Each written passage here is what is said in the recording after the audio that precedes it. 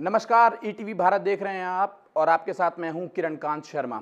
14 तारीख को उत्तराखंड में मतदान होने हैं और उससे पहले तमाम पार्टियां अपने वादों के साथ जनता के दरवाजे पर हैं। इस बार ऐसा पहली बार होगा जब बीजेपी और कांग्रेस के बाद जनता बेहद गंभीरता से तीसरे विकल्प पर भी उम्मीद लगा रही है। ये तीसरा विकल्प है आम आदमी पार्टी के रूप में। मेरे साथ मौजूद हैं आम आदमी पार्टी के दिल्ली के मुख्यमंत्री अरविंद केजरीवाल और उत्तराखंड में आम आदमी पार्टी का मुख्यमंत्री का चेहरा कर्नल कोटियाल जी। सर, बहुत बहुत स्वागत है आपका ईटीवी में। सर, आप जब उत्तराखंड में चुनाव लड़ने आए, आपने प्रचार शुरू किया तो आपने गारंटी कार्ड जनता के बीच रखा और हमने देखा कि उसके बाद बीजेपी हो या कांग्रेस हो, तमाम पार्टियों में होड़ सी लग गई। उन्होंने भी कहा कि हम भी ये सब चीज़ें कर सकते हैं। तो कैसे मन में आया कि ये सब चीज़ें करनी हैं? हालांकि दिल्ली और अगर हम उत्तराखंड के भूगोल की स्थिति की बात करें तो बहुत अलग है। दिल्ली में हमें जनता ने एक मौका दिया जी। दिल्ली में हमने दिल्ली की पहली ईमानदार सरकार बनाई जी। फिर सरकार बनाने के बाद वहाँ बहुत सारे अच्छे अच्छे काम किए, जिसकी वजह से पहले जनता ने 67 सीट दी और फिर 62 सीट दी। इतना भारी बहुमत तो तभी होता है जब जनता काम से खुश होती है, जनता आपको प्यार करती है। हमने दिल्ली में स्कूल ठीक करे, अस्पताल बनाए, बिजली 24 घंटे करी, बिजली मुफ्त कर दी, सड़कें ठीक की, पानी ठीक किया, ये सब काम किए। यही इन्हीं चीज़ों की ज़रूरत, मूलभूत सुविधाएं अगर कहा जाए इंसान की, यही चीज़ें उत्तराखंड में ज़रूरत है। तो उत्तराखंड की भी जनता मौका अगर हमें देगी तो हम उत्तराखंड की पहली ईमानदार सरकार बनाएंगे और उत्तराखंड में भी सरकारी स्कूलों की बुरी हालत है उसको ठीक करेंगे। प्राइवेट स्कूल वाले जब मर्जी फीस बढ़ा देते हैं उसको ठीक करेंगे, फीस नहीं बढ़ाने देंगे। अस्पताल बनाएंगे, गांव-गांव में मोहल्ला क्लिनिक बनाएंगे, सड़कें ठीक करेंगे, पानी ठीक करेंगे, बिजली ठीक करेंगे। सर, आप समझते हैं कि राजनीति ऐसी हो गई है कि जनता जो है वो नेताओं पर बहुत कम भरोसा करती है। जनता को ये लगता है कि नेता जो वादे कर रहे हैं वो पूरे होंगे भी या नहीं होंगे। अब आपने ये कहा है कि अगर आपकी सरकार बनती है तो आप 6 महीनों में 1 लाख लोगों को रोजगार देंगे। ये उत्तराखंड में इसलिए भी बहुत दूर की कौड़ी लगता है कि क्योंकि यहाँ की जो हालत है, अगर मैं ये कहूँ कि उत्तराखंड में अगर एक बच्चा जन्म भी लेता है तो वो भी 40,000 से ज़्यादा का कर्ज लेकर पैदा होता है। हमारे राज्य में 72,000 करोड़ रुपए से ज़्यादा का कर्ज है। तो ये कैसे संभव हो पाएगा कि आप लोगों को 6 महीने में 1 लाख रोजगार भी दे देंगे, आप मुफ्त बिजली और पानी भी दे देंगे? तो ये मुझे फार्मूला समझाइए कि ये पॉसिबल कैसे हो सकता है उत्तराखंड जैसे राज्य में। पहली चीज़, हमारी जितनी गारंटी है, ये 1 लाख जॉब वाले पे आता हूँ। हम 5 साल की सरकार हैं जी, 5 साल में पूरा करेंगे। ऐसा नहीं कि 10 तारीख को सरकार बने और 11 तारीख को लोग आके कहे जी हमें रोजगार दीजिए, बिजली फ्री दीजिए, 1000 रुपये दीजिए। हर चीज़ को समय लगेगा, लेकिन 5 साल में हम अपने सारे वादे पूरे कर देंगे। 1 लाख सरकारी नौकरियां, इसमें बहुत सारी वैकेंसीज ऑलरेडी हैं सरकार के अंदर आज। इन वैकेंसीज को पूरा करेंगे, भरेंगे। उसके बाद हम जब मोहल्ला क्लिनिक बनाएंगे, door step delivery of services शुरू करेंगे, स्कूल बनाएंगे, अस्पताल बनाएंगे, इनमें ढेरों वैकेंसीज निकलने वाली है, बहुत सारी वैकेंसीज निकलने वाली हैं। उन सबको हमने हिसाब लगाया था, लगभग 1 लाख के करीब सरकारी नौकरियां निकल सकती हैं अगर सरकार ठीक से काम करे। नहीं, ये जो आपने कहा कि मुफ्त बिजली भी आप दे देंगे, मुफ्त पानी दे देंगे, अगर आप सरकार बनाते भी हैं तो मुझे लगता है कि कई साल लग जाएंगे, 5 नहीं कई साल लग जाएंगे ये कर्ज उतारने में जो सरकारों ने 21 सालों में उत्तराखंड के ऊपर किया है। अच्छा, पहले तो मैं ये आपसे पूछता हूँ, ये 21 साल में ये कर्ज चढ़ा कैसे? 60,000 करोड़ का कर्जा है। 60,000 करोड़ का कर्जा 21 साल के अंदर उत्तराखंड पे कैसे चढ़ा? कहाँ गया ये पैसा? अगर सोचा जाए, 21 साल में इन्होंने एक भी नया स्कूल नहीं बनाया, इन्होंने एक भी नया अस्पताल नहीं बनाया, एक भी नया कॉलेज नहीं बनाया, एक भी नई यूनिवर्सिटी नहीं बनाई, एक भी नई डिस्पेंसरी नहीं बनाई, कोई नई सड़क नहीं बनाई। तो ये पैसा 60,000 करोड़ गया कहाँ? खा गए ये सारा, इनकी जेब में गया, इनके स्विस बैंकों में गया। एक एक नेता ने ढेरों प्रॉपर्टियां बना रखी हैं स्विट्जरलैंड में, न्यूजीलैंड में, ऑस्ट्रेलिया में, अमेरिका में। ये बंद करेंगे। पैसे की कमी नहीं है, इसका मतलब साफ साफ है कि पैसे की कमी नहीं है। इन नेताओं ने लूटने में कोई कसर नहीं छोड़ी, केवल और केवल लूटा उत्तराखंड को। पैसा बहुत है। ये पैसा 60,000 करोड़ का कर्जा कोई जनता को फ्री बिजली देने से नहीं चढ़ा, ये लूटने से चढ़ा है। ये कोई महिलाओं को हजार हजार रुपए देने से नहीं चढ़ा, ये लूटने से चढ़ा है। ये जितनी हमने अभी तक घोषणाएं की हैं, इसका टोटल खर्चा 3,500-4,000 करोड़ आएगा। अच्छी नीयत वाली सरकार आएगी, भ्रष्टाचार खत्म करेंगे। दिल्ली में भी पहले बहुत कर्जा था, दिल्ली में जी 5 साल के अंदर सारा कर्जा साफ कर दिया। अब नफे में चल रही है सरकार, फायदे में चल रही है। अच्छा सर, हमने देखा है कि जब आपने चुनाव लड़ने की घोषणा की तो हमने देखा कि कोई भी ऐसा बड़ा नेता या ये कहें कि जो सरकारों में मंत्री रहे हों, अध्यक्ष रहे हों, वो आपकी पार्टी के साथ नहीं जुड़े। ऐसा मुझे लगता है कि आपको कई लोगों ने अप्रोच भी किया होगा कि हम आपकी पार्टी में आना चाहते हैं। आप जिन पर आरोप लगा रहे हैं, अगर कल के दिन वो आपकी पार्टी में आना चाहेंगे तो क्या उनका स्वागत आप लोग करेंगे? क्योंकि आपने कहा है, दोनों ही पार्टी के नेताओं पर आप आरोप लगा रहे हैं कि दोनों ही पार्टियों ने इस प्रदेश को लूटने का काम किया है। तो क्या अरविंद केजरीवाल ये कह रहे हैं कि आने वाले समय में अगर पार्टी मजबूत होती है और लगता है उन नेताओं को कि आम आदमी पार्टी उनका ठिकाना हो सकता है, तो क्या उनका स्वागत किया जाएगा ऐसे नेताओं का? देखिए, मोटे मोटे तौर पे मैं आपकी बात से सहमत हूँ। इसीलिए आपने खुद ही कहा कि कई दूसरी पार्टियों के नेता आप में आना चाहते थे जी। हमने इसी वजह से नहीं लिया क्योंकि हम भ्रष्ट लोगों को नहीं लेना चाहते। लेकिन ये कहना गलत होगा कि उन पार्टियों में सारे लोग भ्रष्ट हैं। उन पार्टियों में कुछ अच्छे लोग भी हैं, कुछ बुरे लोग भी हैं, कुछ अच्छे। हम जब भी दूसरी पार्टियों से किसी को लेते हैं तो बड़ी ठोक बजा के देखते हैं कि बंदे की इमेज सही है, उस ईमानदार आदमी है। तो अगर कोई भी अच्छा आदमी जो वहाँ घुटन महसूस कर रहा है, वो अगर हमारी पार्टी में आना चाहेगा, हमें लगेगा आदमी ईमानदार है, तो उसे ज़रूर लेंगे। अच्छा सर, मेरा कोटियाल जी को लेकर आपसे सवाल है, आप दोनों ही उसका जवाब दे सकते हैं कि कोटियाल जी आप ये बताएं कि आप तो भोले के वक्त हैं। हमने देखा साल 2013 में आपको केदारनाथ की वादियों में, वैली में काम करते हुए, तो अचानक ऐसा क्या लगा कि भाई राजनीति में जाना चाहिए और आम आदमी पार्टी ही क्यों? और आपसे भी मेरा सवाल है कि सर, आपने कर्नल अजय कोटियाल पर ही दाव क्यों खेला? राज्य में और भी बड़े नेता हो सकते थे, और भी लोग हो सकते थे, आखिरकार आपको इनके अंदर ऐसा क्या लगा? पहले मैं बता देता हूँ कि जैसा मैंने कहा कि हमारे लिए तो क्या बोले के वक्तों को अगर राजनीति में आएंगे तो अच्छा नहीं होगा तो हमारे लिए सबसे ज़रूरी है व्यक्ति का ईमानदार होना। कर्नल साहब कट्टर ईमानदार आदमी हैं और इनकी ईमानदारी सारा उत्तराखंड जानता है। दूसरा, फौजी हैं, रिटायर्ड फौजी हैं, तो देशभक्त हैं, देश के लिए गोलियां खाई हैं। 1-2 गोलियां तो अभी भी अपने शरीर में लेके चल रहे हैं, अभी जो निकल नहीं पाई। तीसरा, रिटायरमेंट के बाद भी इन्होंने अपना एक यूथ फाउंडेशन बना के पहाड़ों के 10,000 बच्चों को ट्रेनिंग देके उनको फौज में भर्ती कराया। तो जनता के लिए काम करते हैं, उत्तराखंड के लिए काम करते हैं। और जब केदारनाथ पे आपदा आई थी तो इन्होंने अपने लड़कों के साथ मिलकर केदारनाथ का पुनर्निर्माण किया था। इससे अच्छा आदमी और कौन मिल सकता है? कोटियाल साहब, आप क्या कहेंगे इस बारे में? अब सारी बातें तो हो गई जी, लेकिन एक चीज़ जरूर है, अगर कोई इंसान अच्छा है, अगर किसी इंसान के पास एक्सपीरियंस है और वो वाकई में समाज को अपना परिवार समझता है, तो हर अच्छे इंसान को आना चाहिए पॉलिटिकल पार्टी में। लेकिन जैसे आपने बोला कि ये वाली पार्टी क्यों चुनी, उसे जरूर देखना चाहिए कि पॉलिटिकल पार्टी की ना आज अपने इंटरेस्ट की वजह से लोगों ने, जिनको हम चुनते हैं, उन्होंने क्या परिभाषा बना दी है। बीजेपी और कांग्रेस, यहाँ पे कोई पार्टी जीतती नहीं है, ये पार्टी ना हारती है। कॉन्सेप्ट आप देखो, 2 ही पार्टी है, स्वाभिमानी जनता है, उसने वोट देना है। सबसे पहले बीजेपी थी यहाँ पे शुरू में, इंटरिम गवर्नमेंट, बीजेपी ने काम नहीं करा तो इन्होंने कांग्रेस को जिताया जनता ने। कांग्रेस को देखा, कांग्रेस ने काम नहीं करा तो बीजेपी को जिताया।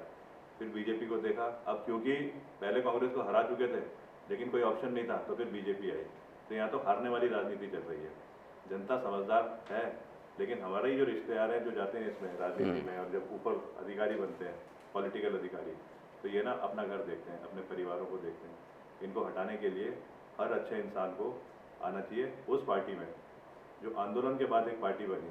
7 साल में जिस पार्टी ने लगातार, दिल्ली जैसी जगह, यहाँ पे कि सबसे खतरनाक पॉलिटिकल युद्ध होता था बीजेपी कांग्रेस का, उत्तराखंड में तो होता भी नहीं है, यहाँ तो सिंपल लोग हैं, वहाँ पे आकर के बीजेपी और कांग्रेस दोनों को गायब कर दिया है। पिछले 2 इलेक्शन में कांग्रेस को एक भी सीट नहीं मिली 70 में, बीजेपी को 4, 6, 7 इसी में अटकी हुई है।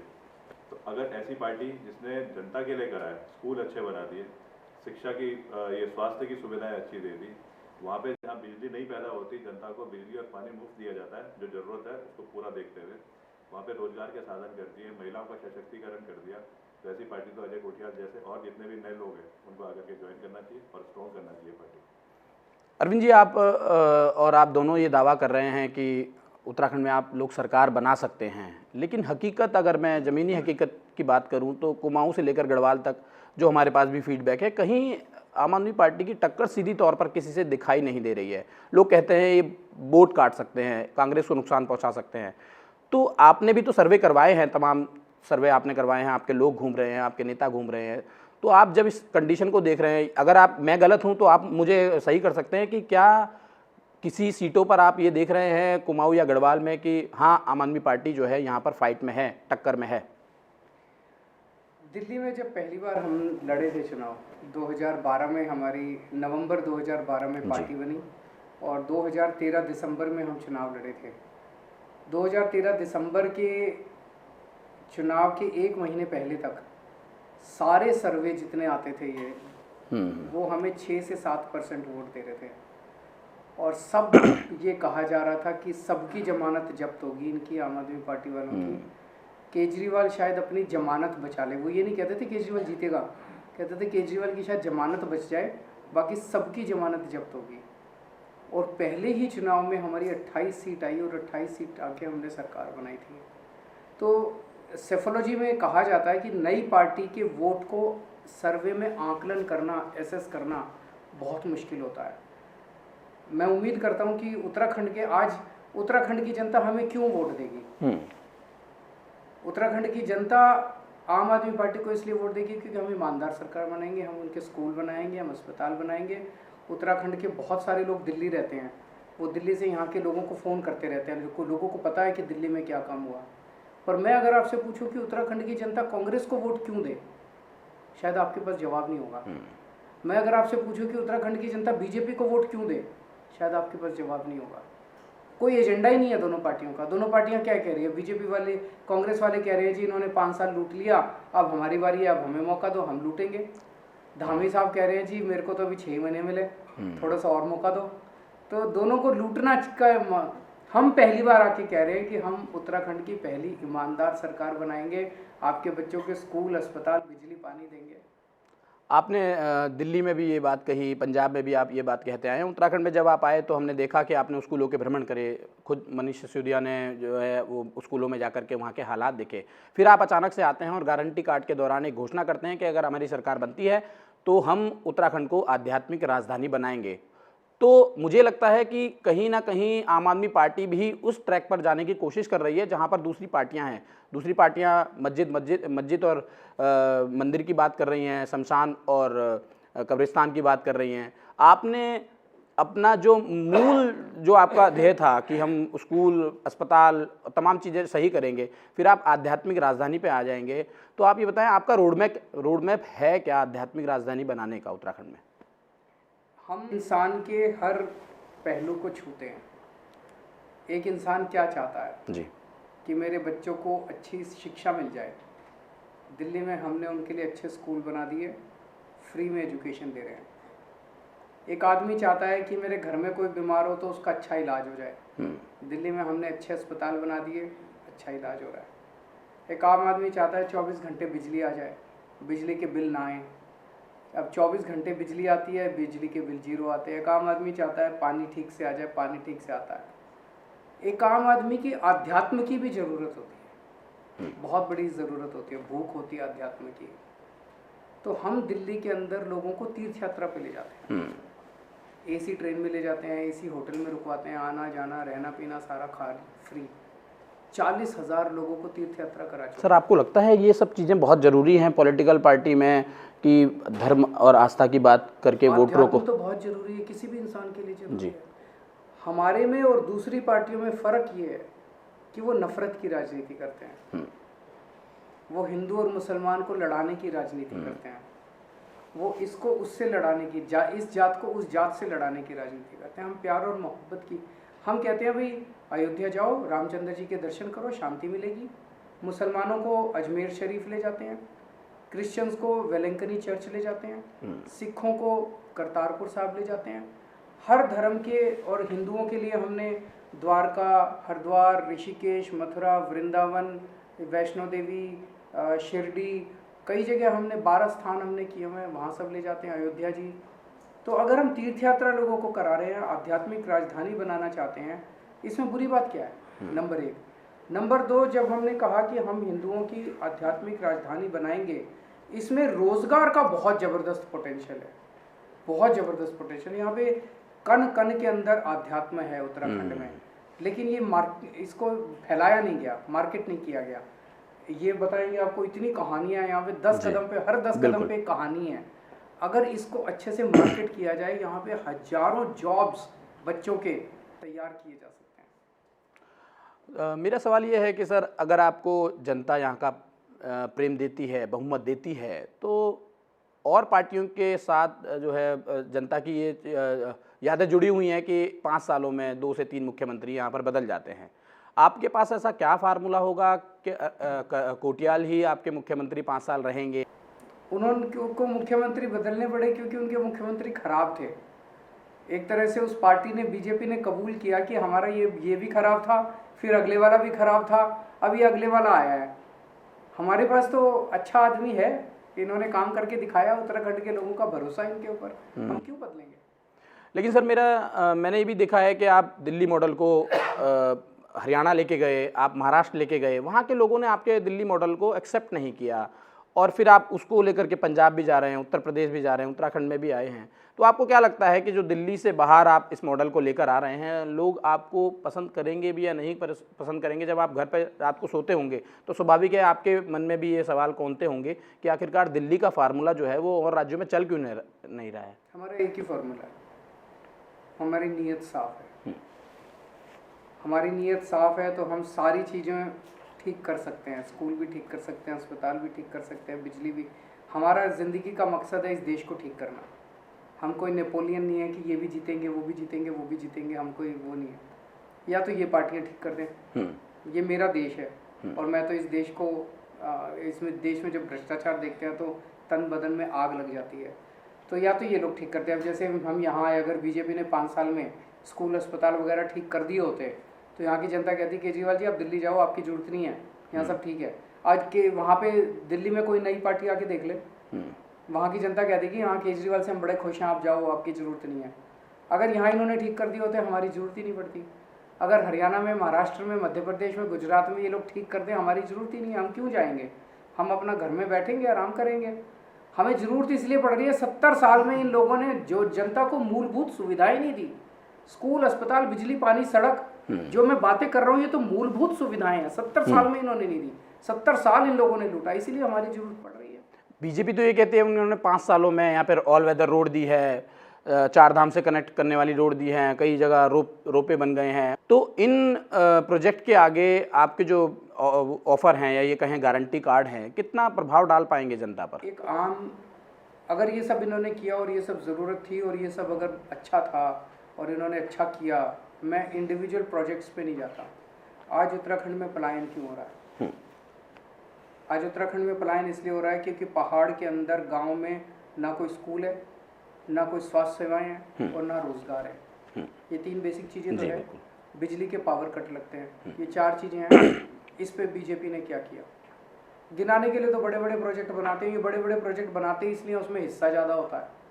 जितना बड़ा प्रोजेक्ट होगा, 1000 करोड़ का, 10,000 करोड़ का होगा, उसमें हिस्सा भी ज़्यादा होगा, वो खा जाएंगे फिर। जनता को क्या चाहिए? जनता को स्कूल चाहिए यार। स्कूल किसी पार्टी ने स्कूल बनाए? कोई बना सकती है? कोई पार्टी आज स्कूल नहीं बना सकती। उनकी नीयत ही नहीं है स्कूल बनाने की। मैं तो ये भी कहता हूँ भाई, दिल्ली में हमने स्कूल ठीक कर दिए, हमें करने आते हैं, तो ये बीजेपी वाले अपने अपने हमें बुला लें, मध्य प्रदेश की सरकार पूछ ले हमसे, हम सिखा देंगे, पर बुलाएंगे नहीं हमको। राजस्थान में कांग्रेस वाले बुला लें हमको, हम सिखा देंगे कैसे ठीक करते, बुलाएंगे नहीं। क्यों? क्योंकि जब स्कूल बनाते हैं उनको उसमें पैसे कमाने हैं, जब बच्चों के डेस्क खरीदते हैं उसमें उनको पैसे कमाने हैं, मिड डे मील में उनको पैसे कमाने हैं। और हमारा मॉडल है कट्टर ईमानदारी का, तो कोई कर ही नहीं सकता जो काम हम कर रहे हैं।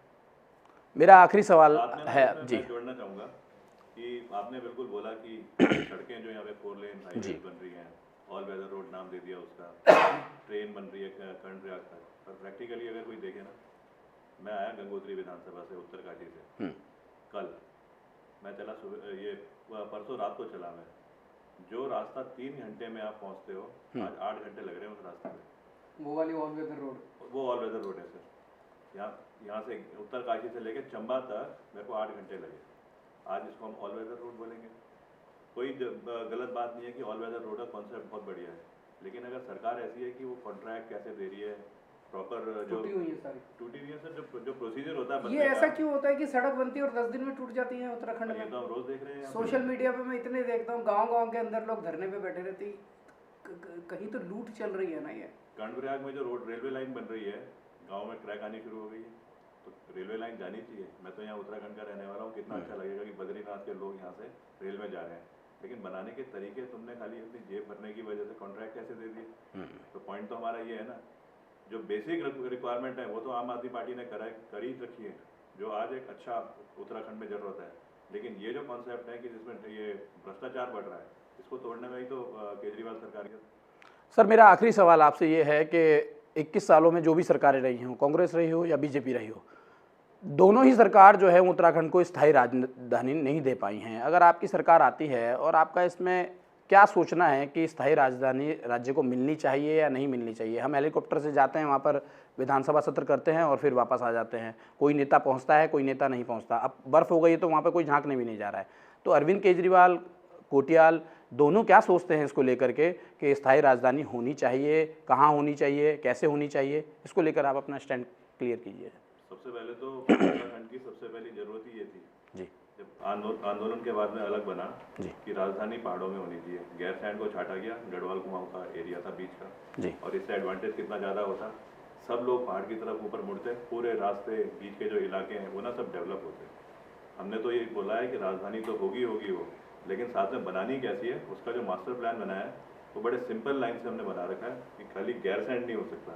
गैरसैंण के चारों तरफ अगर ऐसे गोला खींचो जी, 30 किलोमीटर का इलाका, जिसमें भरारी सैंड भी आ रहा है, जिसमें कुमाऊं का क्षेत्र भी आ रहा है, ग्वालदम भी आ रहा है, आदबद्री भी आ रहा है, इन सब के बीच में लैंड आइडेंटिफाई करनी है, कौन कौन सी राजस्व की जमीन है, कौन सी फॉरेस्ट की है। राजस्व भी कंस्ट्रक्शन हो सकता है ना, फॉरेस्ट पे तो नहीं हो सकता जी, या फॉरेस्ट पे करने के लिए फिर अलग प्रोसीजर होते हैं। फिर कौन किस प्रकार से इंपॉर्टेंट कौन से डिपार्टमेंट होते हैं। सरकार में सबसे इंपॉर्टेंट हो गया सचिव वाले, उसके बाद में लॉ एंड ऑर्डर, पुलिस, ऐसे और डिपार्टमेंट प्रायोरिटी वाइज। तो इसका होगा PWD का होगा, इरिगेशन का होगा, बिजली विभाग होगा।